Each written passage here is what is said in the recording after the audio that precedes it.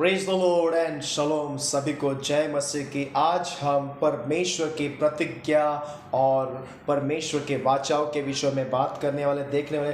जो वाचा है, जो प्रतिज्ञा परमेश्वर ने अब्राहम, इसहाक, याकूब के साथ बांधी थी, और उस वाचाओं के अंदर वे विश्वास योग्य थे। जो कुछ भी परमेश्वर ने उनसे कहा और उन्होंने उस वाचाओं के अनुसार चले और उस वाचाओं को उन्होंने पूरा किया।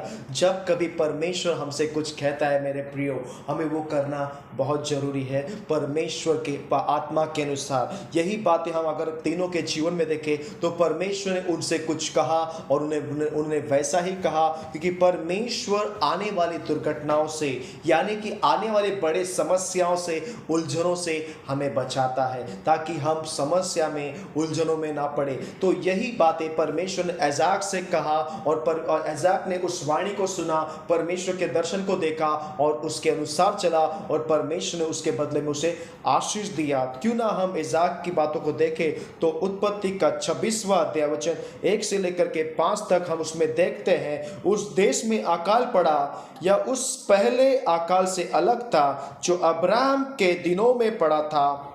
इसलिए इज़ाक गरार को पलिश्तियों के राजा अबीमेलेक के पास गया।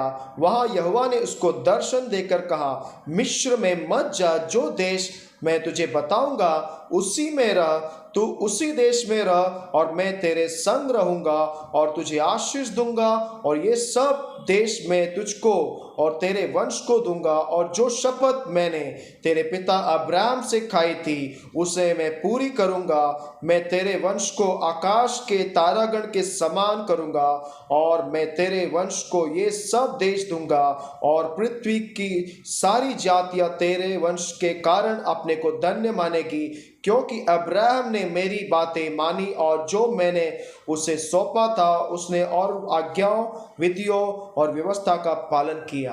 Praise the Lord. तो हम इसमें बहुत ही बारीकी से अगर हम लोग वचन को देखें तो परमेश्वर ने आने वाले अकाल के विषय में, यानी कि मिस्र में अकाल पड़ा है, तो परमेश्वर ने इज़ाक को दर्शन देकर के बातें की कि मिस्र में मत जा, परंतु जो देश मैं तुझे दिखाऊंगा उस देश में जाकर रह, और उस देश में मैं तुझे आशीष दूंगा, और वो देश मैं तुझे दे दूंगा और तेरे वंश को दूंगा, और वहां के लोग तेरे अपने को तेरे कारण धन्य मानेगी।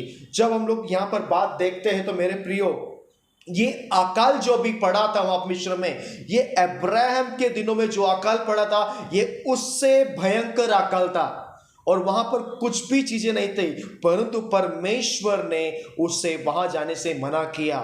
जब कभी परमेश्वर हमें किसी बातों को करने के लिए रोकता है तो उसे हमें सुनना है, ताकि हम आने वाली परेशानी में, या आने वाली उलझनों में, या किसी भी प्रकार की बीमारियों में ना गिर जाए। जब परमेश्वर ने उसे इस बातें की तो उस दर्शन को उसने लिया और उस दर्शन के अनुसार चला। मेरे प्रियो, आपको भी कभी कभी परमेश्वर का दर्शन मिलता है और वो दर्शन को हमें परमेश्वर देता है, तो उस दर्शन के साथ हमें चलना बहुत जरूरी है। जो परमेश्वर के दर्शन के अनुसार चलता है, जो परमेश्वर के वाणी के अनुसार चलता है, वो कभी भी मेरे प्रियो फंसता नहीं है, क्योंकि परमेश्वर उनके साथ रहता है। परमेश्वर उन्हीं के साथ रहता है जो उसकी बातों को सुनता है और उसके अनुसार चलता है और उसके अनुसार करता है। क्योंकि परमेश्वर उससे क्या कहा कि जो देश में तुझे दिखाऊंगा और जो देश में तू जाएगा, मैं तेरे संग रहूंगा।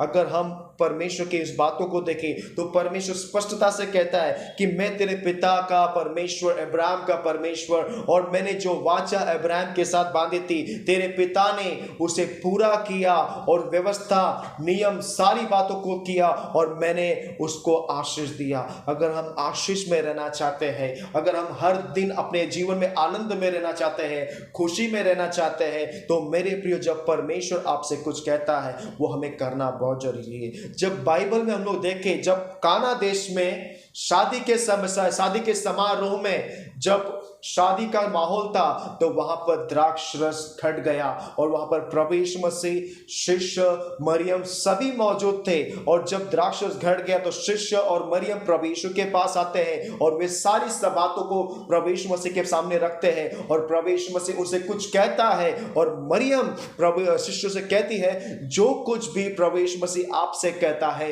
वही जाके करो।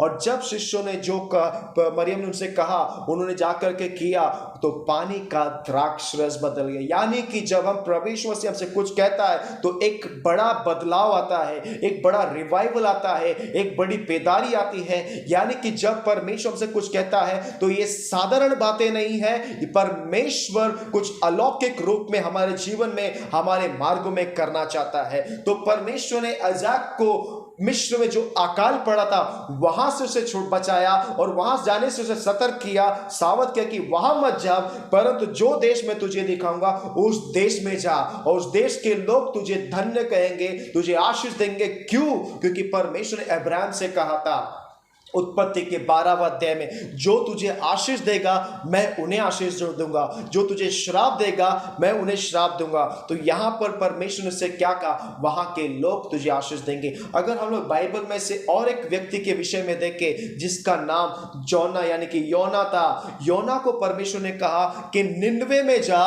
परंतु वो निनवे ना जाते हुए वो तार्शीश में गया।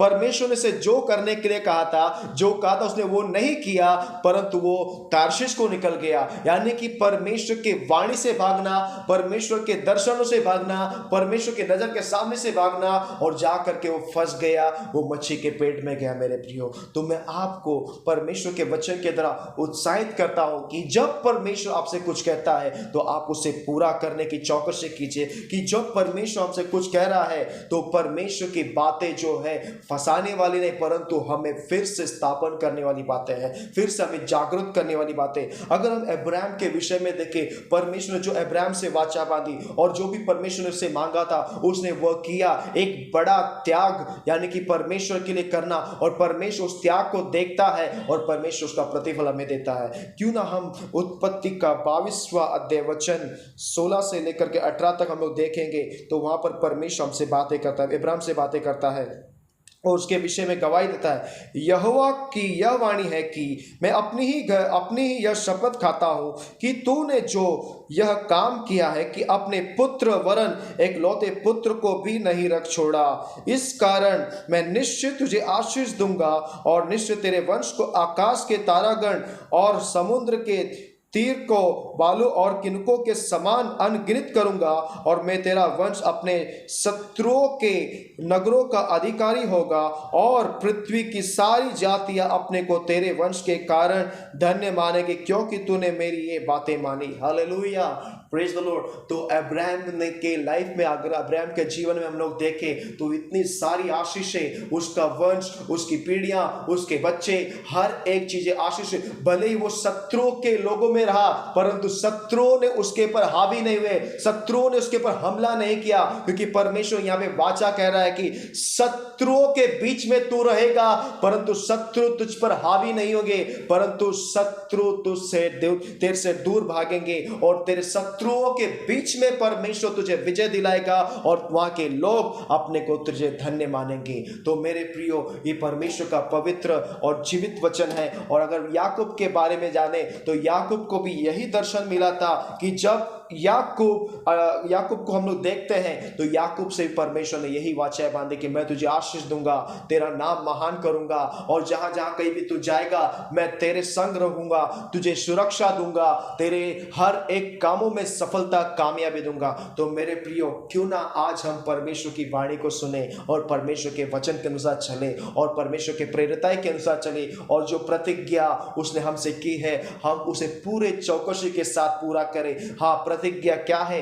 प्रार्थना, आराधना, स्तुति, परमेश्वर का वचन का पालन करना, ये प्रतिज्ञा है। अगर ये सारी चीजें हम हर दिन अपने जीवन में करते हैं तो हर एक दिन हम नए सामर्थ को, एक नए चमत्कार को अपने जीवन में हर दिन देखेंगे, क्योंकि परमेश्वर ने मूसा से बातें की और मूसा हर दिन अपने जीवन में बिना चमत्कार दिए देखे नहीं रहता था, वो हर दिन चमत्कार देता। आइए हम प्रार्थना करेंगे इस समय। प्रभु धन्यवाद करता, प्रभु इस वचन के द्वारा आपने हमसे बातें की। प्रभु प्रभु ये वचन जिनके कानों में जाएगा, प्रभु यीशु के नाम से उनका जीवन परिवर्तित हो जाए प्रभु, उनका जीवन एक आशीष के समान उंडेल जाए परमेश्वर प्रभु, और वे आपकी आज्ञाओं का पालन करने में हर एक समय दिल और दर प्राण आत्मा शरीर से चौकसी करे प्रभु जी। प्रभु ये वचन के अंदर जीवन में जाकर के एक 100 गुना प्रतिफल बीज के समान लाए, ऐसे हम प्रार्थना करते हैं। ये प्रार्थना यीशु के नाम से सुनो और कबूल कीजिए प्रभु, amen. God bless you, amen.